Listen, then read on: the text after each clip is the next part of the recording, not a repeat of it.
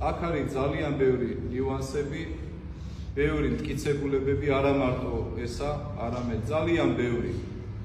ვინც უშლიდა აქ საკათედრო წარწერის მშენებლობის პროცესებს და ბევრ რამეს ამ წლების განმავლობაში, დღეს მადლობა უყავს, რომ ხილებულ იქნა.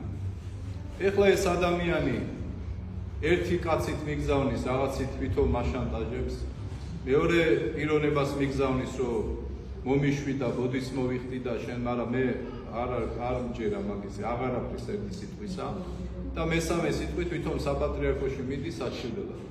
არსებობს კანონიკური სამართლის ნორმები.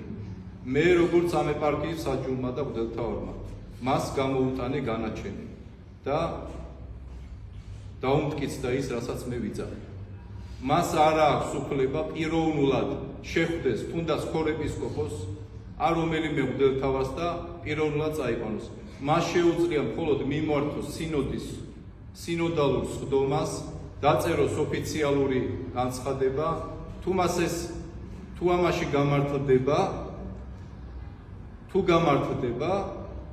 მე დავტოვებ მღვდელმთავრობას და თუ არ გამართდება, მე უკვე მე გამოტანილი მაქვს მისთვის განაჩენი. თუ არა და მაშინ ყველას მოუწევს ბევრს პასუხისგება. ასე რომ მინდა რომ საქმის ხოში ჩაგაყენოთ. ყველაფრისთვის იყავით მზად. ესენი ყველაფერზე წამსვლელები არიან. ამის უკან დგას ძალიან დიდი ძალა, ეს მარტო არ არის და გააძლიერეთ ლოცვები.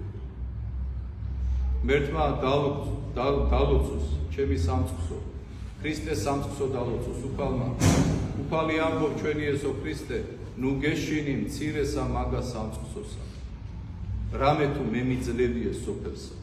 ესენი მე კი არ მებრძვიან პირადად, ესეთი პიროვნებები. ესენი ებრძვიან დედა ეკლესიას.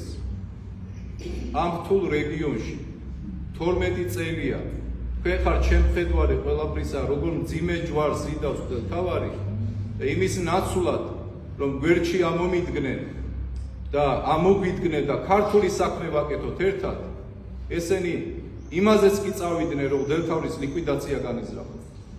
და იმაზეც კი წავიდნენ, აღარ თავს ვიკავებ.